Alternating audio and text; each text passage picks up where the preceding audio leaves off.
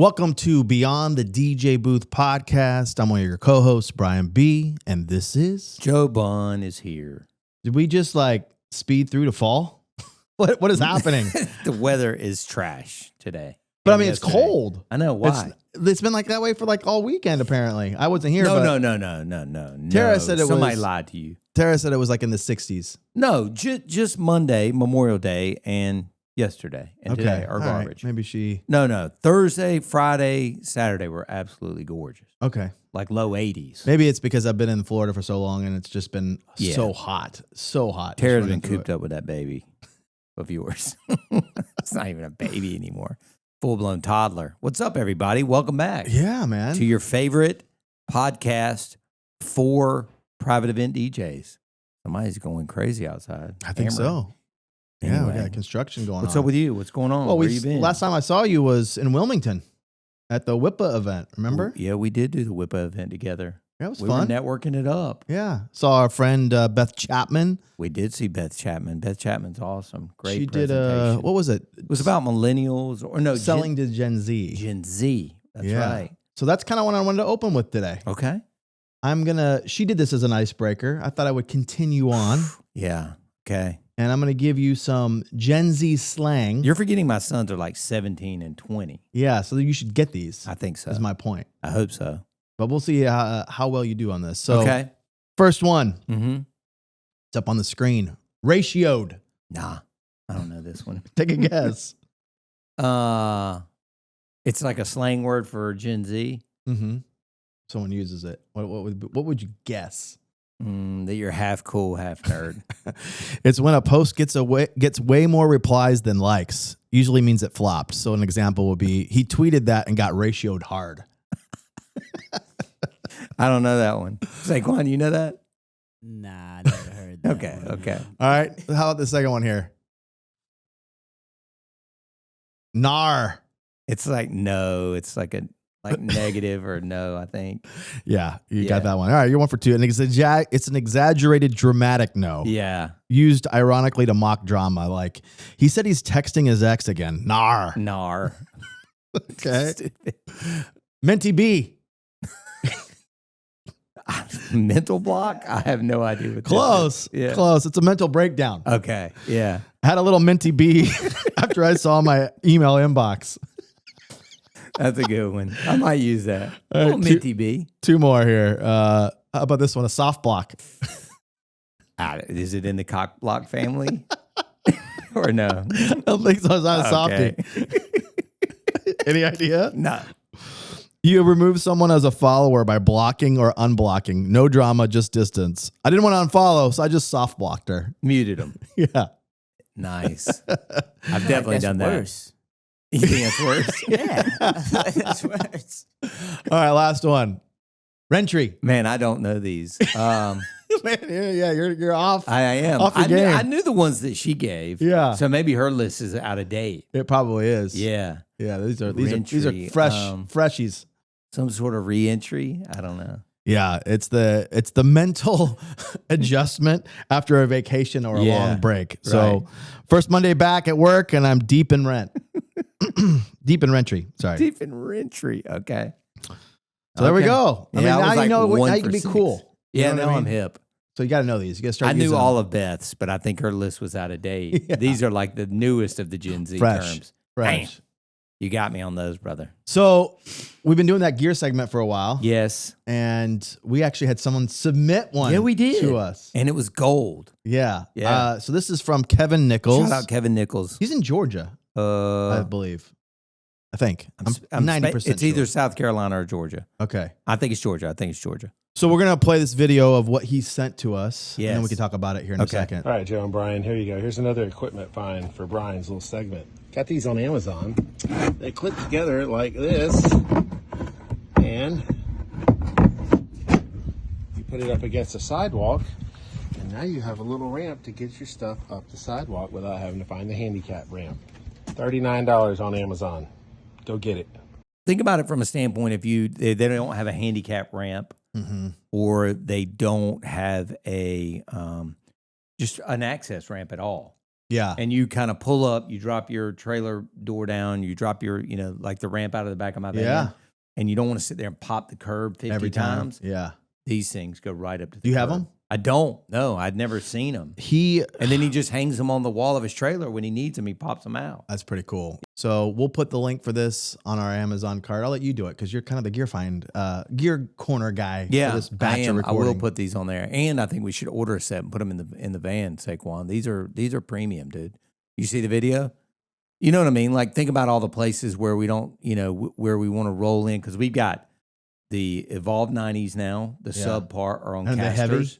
They're heavy. Yeah. But they're on casters. Right. So those are rolling. Yeah. We've got both of our pop-up totems now Yeah. on the rock and roller. They stay on the rock and roller. Yeah. We've got a small case of movers. Those roll in. And then even all the small stuff, we bring the pop-up totem cart back and do one more load. So we basically roll everything in now. There's no hand carrying anything. So, I mean, having these little ramps would be premium. Yeah.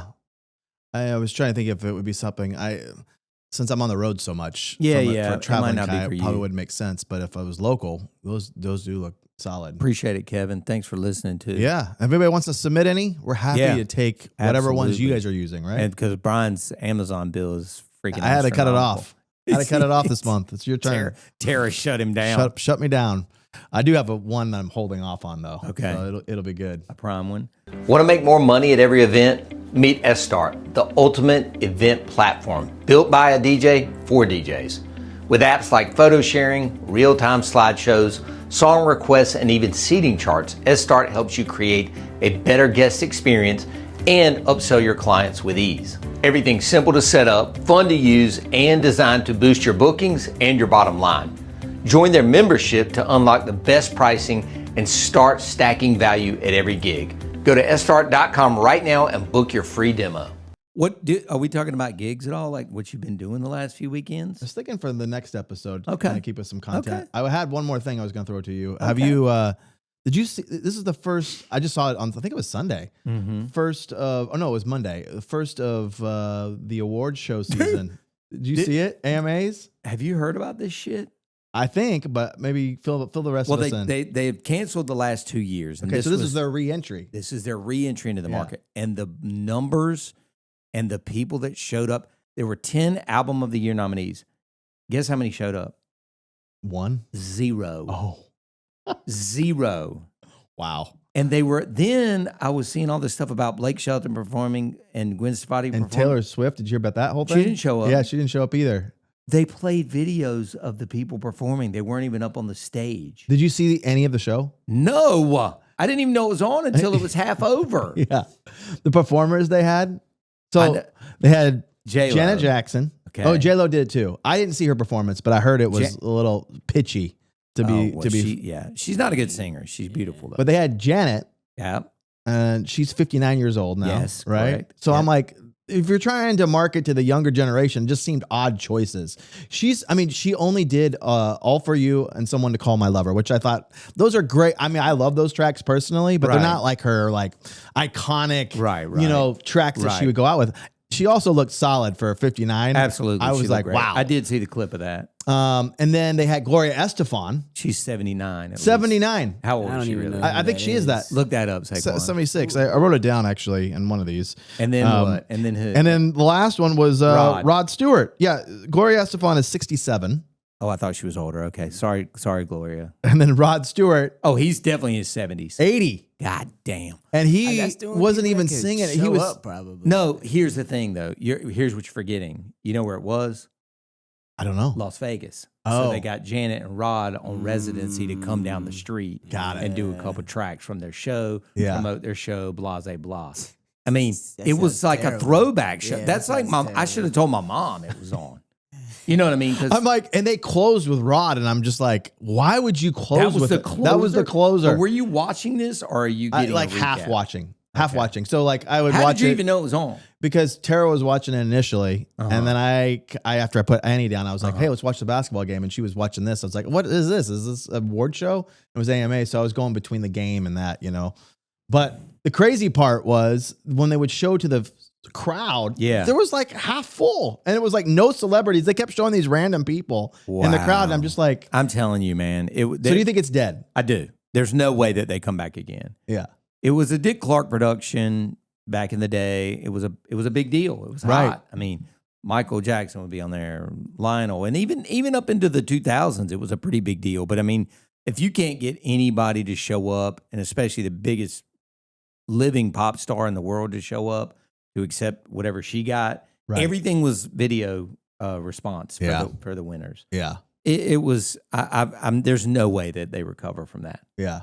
No way. Huh. I genuinely believe that will be the last year we see the AMAs. And is this the start? Or it just goes to like an online only thing, and then they tweet out who won. I don't think there will be a broadcast of that magnitude. I mean, think about how many millions of dollars that production costs, whatever network put it on. Is it the beginning of the end for these kind of shows? I don't know about that. I think it's the beginning of the end for anybody marginal. I think the Grammys live forever, Oscars live forever, but a lot of this other stuff, I think, as there's social the over. MTV Music Awards. I think that will eventually fade away because that's not even a real network anymore. I think even things like the Golden Globes, the Tonys, or whatever they do for Broadway, all that stuff is just so marginally attended and viewed that it's going to go just digital only. I'm not so sure they'll get rid of the award, but they'll get rid of doing a broadcast of that magnitude. Interesting. I mean, just the amount of money that lost those networks. Yeah. And just bad press, and it's just a bad look, man. They're dog shit. Yeah, it'll probably like go to Netflix. Or something like that. Or just, Amazon. again, like they literally just notify the winners, maybe get some sort of response, and tweet out so-and-so won this award. There's no broadcast, no way. It's garbage. Anyway. Hey, Brian B. here. Sorry to interrupt your regularly scheduled podcast, but let's be real. You're here because you actually care about your DJ business. And if you've been nodding along like, yeah, I should totally step up my game, then let me make it easy for you. I've got a coaching platform, the DJ's Creative Edge, where I help DJs like you stand out, raise their prices without feeling guilty, and actually get paid what they're worth. We're talking one-on-one coaching, a killer course option to help you define your uniqueness, and a group coaching option with other DJs who actually get it. The website, thedjscreativeedge.com. That's thedjscreativeedge.com, because repetition works. And if you want to just lurk for now, hit up Instagram at the DJ's Creative Edge. All right, back to the show before Joe starts yelling in his extra thick North Carolina accent about how back in his day, DJs used CDs and still had to walk uphill both ways to a gig. Let's hit the question. Yeah, let's do a question. This has got emailed into us. This is fresh. This just came in. Fresh. From one of our DJC mentoring alums here. Vincent Orlando, shout out. Where is he again? Do you remember? It would make sense. He's in Florida. I wish, but I don't. I think that's actually his name. Okay. Yeah, go ahead. What do you guys do when a client is persistent on asking for the social media / contact for live musicians they booked through you, like a violinist for cocktail hour, sax player for reception, drummer for reception, et cetera, et cetera? I don't do this, man, so I'm hoping you can give a little bit of insight into it. Yeah, I mean, I think it's all set at the expectations are set on the initial call. Yeah, I mean, you're the king of doing that. So I tell them, listen, our musicians, they do what they do. They are just performers. I handle all the administration, all of making sure they're there. Yeah, they're just hired to perform, and that's how we keep the rate affordable. We don't have them do planning calls. It's all done by the office in-house. So the day of, I'm happy to give a phone number, but it's not given out until like literally the day before, and that's given to the planner. Right. That's kind of how we handle it. I mean, and they don't need to be tagged and blah, blah, blah, because they're working for Big Boy Productions tonight, blah, blah, blah. Just tag my company. They're subcontracted by me. Right. I'm taking care of them, making sure they have all their gear, making sure they're on time, they're dressed appropriately. Absolutely. Yeah, I would do the same thing. You don't need to talk to them. You've entrusted us, my company, to provide the entertainment for this event, and I assure you that these people are top notch if I've got them working under my brand. Right. And I'm trying to think of why they would even want to reach out outside of. Yeah.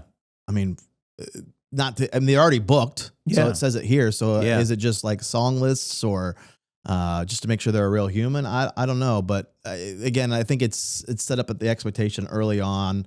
This is how we keep the rate affordable. Is that we handle all this in the house, and this is just our protocol. Yeah. And I have had a few times where they wanted to talk to them directly. Maybe it was because they wanted a special edit of something, or could they learn something? And I tell them, hey, if they need to learn anything, again, that needs to go through us because there may be a cost involved. That's right. Or there may be, or maybe they can't do it. Yeah. And then the Out of DJ their has to wheelhouse. play the recessional Right. song. Right. I've done that a lot lately where the musician played the intro to the parents, the bridesmaids and groomsmen, even the processional, but like they wanted signed, sealed, delivered, or, this will be an everlasting love, the recorded version. And we had to play that as after their pronounced husband and wife. Yeah. You know what I mean? Mm-hmm. So sometimes it's just not something you can learn, or it's not going to hit the same as like a pop song. A lot of people are leaving now to a popular song, Mm-hmm. even if it was popular 40 years ago or whatever. Sure. It just hits different, I think. We're going to, go ahead. Yeah, real quick on this. What are your thoughts? Like Saquon and I have seen this the last 2 weekends. We've noticed that a lot of these musicians, especially like a violinist or a harpist, they must have a 2-hour minimum, and so they basically make the couple hire them not only for the ceremony but also for the cocktail hour. Well, it just is the most boring cocktail hour. It's fine for the ceremony, man. Right. We also noticed that a violin by itself is kind of shit. Do. Yeah. Not going to work. It's so And sad. then she Thin. proceeded over to the cocktail hour and just sat there. And was she mic'd or at all? No. Oh, it's even worse. Just like standing in the corner. And I was like, and I was like, listen, I'm like, dude, it sounds miserable. it just sounded, like we Is someone were dying? like, we were like, in how it- tears at the end of cocktail hour. I was like, and you could almost feel this like refreshing breath of air when the ballroom doors open and they let Everybody the couple, in. the guests in, and we're playing Right. Jack Johnson or Yeah. Bob Marley or whatever, Yeah. and you could almost feel them be like, okay, now this feels like a party. Right. I mean, Yeah. man, I don't know. Do you feel the same? Well, I think there's certain ones that you can get away with it with. Like, as an example, anytime we book a single guitarist, yeah. they have the ability to sound chill for ceremony Okay. and then ramp it up for cocktail. Okay. Because I wouldn't say they're always playing instrumental for ceremony, but Yeah. it's a little bit more somber Yeah. or serious, I Yeah. should say. Yeah. With a guitar, they can And they can pedals. loop. Yeah, they can loop. and yeah. do a bunch of other things. Okay. So like All those right. ones work. If it's a single musician with strings, like violin, Yeah. cello, even Yeah, a yeah. sax player, like No. it just sounds thin. Yeah. And I tell the couple this, like, usually the good news is they book through us for a lot of the musician stuff. Right. So they don't go outside of that. Right. But I do tell them, like, listen, if you're going to do strings, you got to have a quartet Right. because it just will sound fuller. Yeah. And I have seen a cocktail hour where it is jamming because they're playing like Taylor Swift Yeah, or whatever right. the case may Right, be, but right. it sounds full. Right. But if it's Multiple, one, yeah. it's wimpy. Okay. Just super wimpy. Just making sure I'm not crazy. Yeah. That's all I got. That's all I got, man. This is a good short little episode here. Yeah. We're nearing the end Do you of wanna thank our season sponsors? 3. Absolutely. Always want to shout out DJ Event Planner. If you are looking for a CRM to track your leads, to follow up with your leads, I can't think of anything better than DJEventPlanner.com. And then also, if you are looking for some really interesting and interactive software, check out S-Start, ESSTART.com. Our friend CP over there supports the podcast. So y'all go support him. And that's a wrap on this episode. Let's call it. On to the next one. New episodes every single Wednesday morning, y'all. Thank you for listening. Peace. Later.